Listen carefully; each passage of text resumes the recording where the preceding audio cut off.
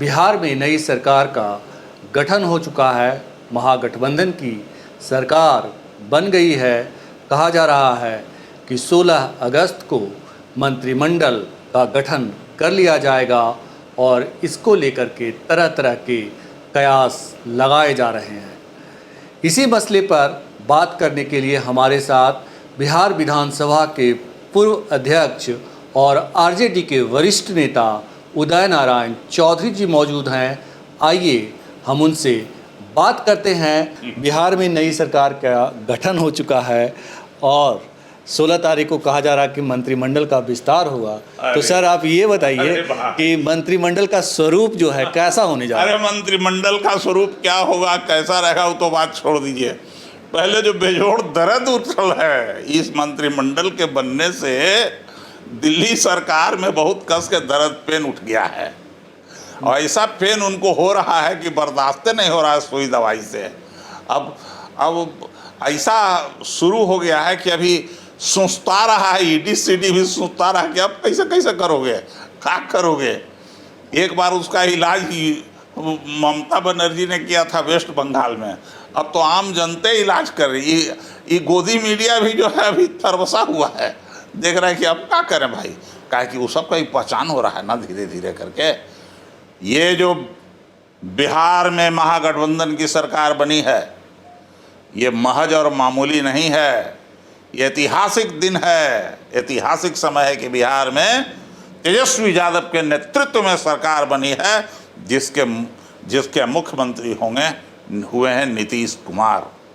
लेकिन नेतृत्व तेजस्वी यादव का रहा। तेजस्वी यादव ने एक आवाज में सारे विपक्षियों को एक साथ मिला लिया, सभी विपक्षी, और उधर से एनडीए से नीतीश कुमार भी टूट के आ गए तो 164 हो गया। अब जितना योजना था बीजेपी का सब योजना उनका फेल कर गया। बड़ा भारी इसका पूरे देश भर में असर हुआ है। ये तो कह रहे हैं, बीजेपी के लोग कह रहे हैं कि ये तो जनादेश का अपमान किया है नीतीश जी ने। बहुत होशियारी है हमको जनादेश का अपमान। उस दिन कहा था जनादेश जब 15 में नीतीश कुमार राष्ट्रीय जनता दल के साथ चुनाव लड़ने के बाद चले गए थे बीजेपी में, तो उस दिन लड्डू फूट रहा था उनके मुंह में, आतिशबाजी छोड़ रहे थे। अब आज विश्वासघात हो गया।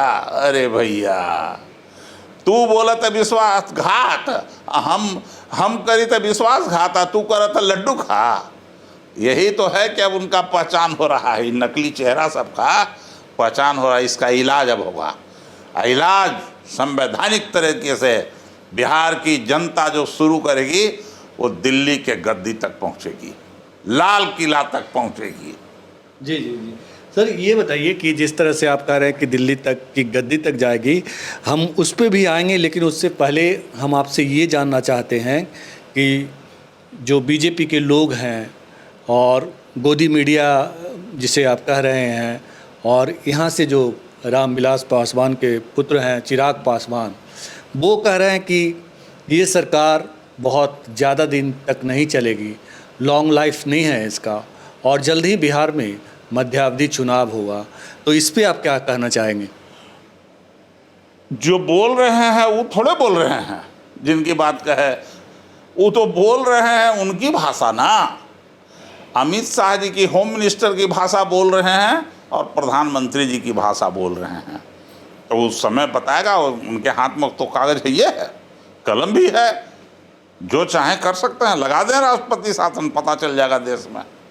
कौन मना किया है भाई? मना किया है कोई? सबको तो खत्म कर दिए हैं। अब कोई संवैधानिक संस्था है? चुनाव आयोग को इतना न पंगु बना दिए हैं कि कुछ बोल ही नहीं पाता है कहाँ कोई संस्था? न सीबीआई है, न कैग है, न बैंक है, न रिजर्व बैंक है, कुछ है? कुछ नहीं है। तो ये भी कर सकते हैं, वो करने के लिए तो उनके पास पावर है। लेकिन अभी भी डेमोक्रेसी का, ये बिहार से डेमोक्रेसी शुरू हुई है। अब डेमोक्रेसी वाला जो खून है ना, बिहारियों के नस में बड़ी तेज़ी से दौड़ रहा है। वो खूनवा बड़ी दूर तक पहुंचा देगा दौड़ते दौड़ते। जब बिहार के आदमी बम्बे या दिल्ली से पैदल चलावेगा यहाँ, तो यहाँ से पैदल जाने में कितना देर लगेगा? हैं? लेकिन मीडिया के लोग तो कह रहे हैं, जो मेन मीडिया है वो कह रहे हैं कि अब तेजस्वी यादव भले ही मुख्यमंत्री नहीं बने लेकिन उप मुख्यमंत्री बन गए हैं। 10 लाख लोगों को नौकरी देने का वादा किया था।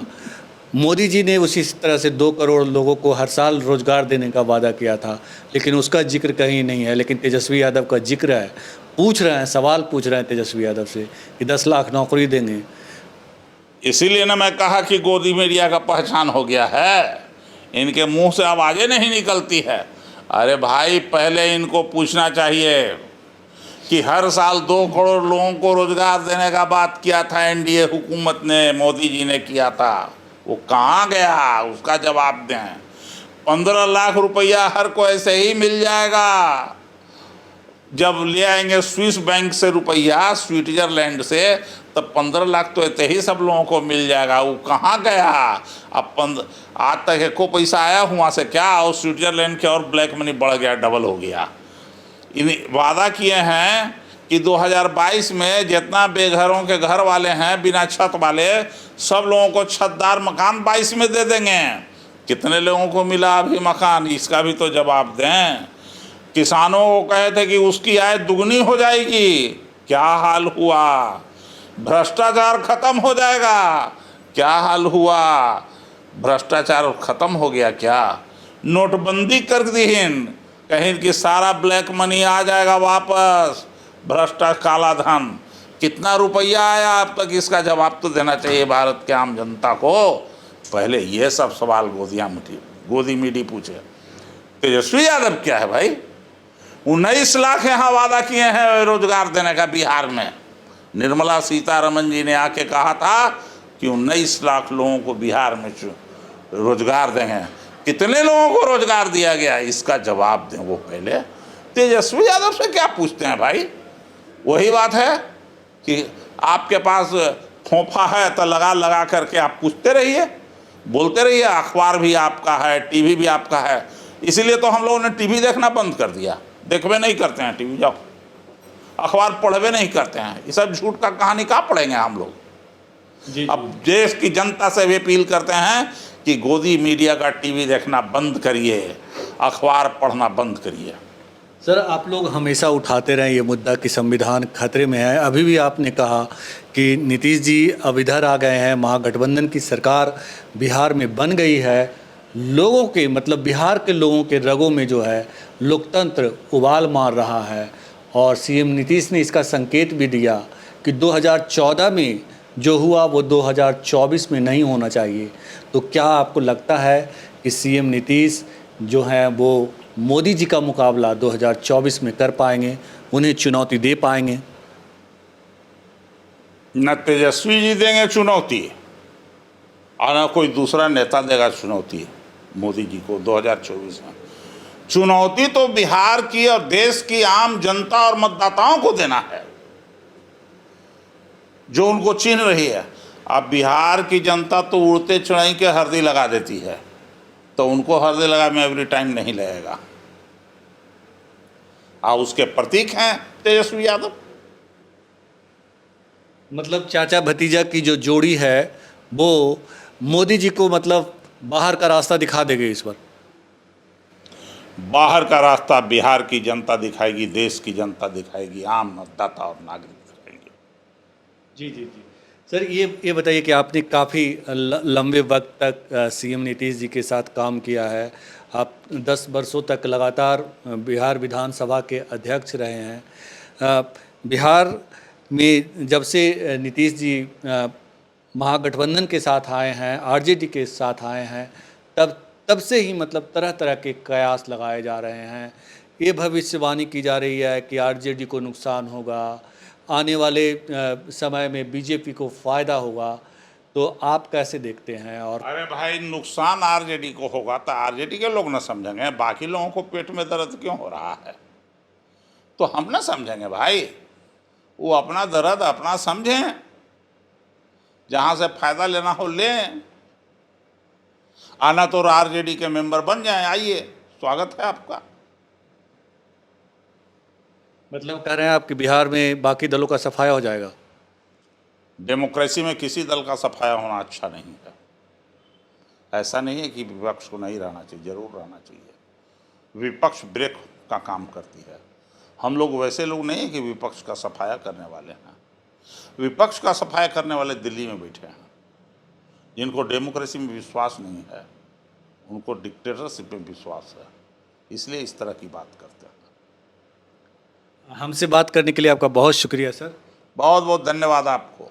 तो ये थे बिहार विधानसभा के पूर्व अध्यक्ष उदय नारायण चौधरी जी, जिनका कहना था बिहार की जनता बहुत ही जागरूक है और जिस तरह से बिहार में महागठबंधन की सरकार बनी है उसका संदेश पूरे देश में जाएगा और पूरे देश में इसका असर दिखेगा और बदलाव के बयार 2024 में बहना तय है।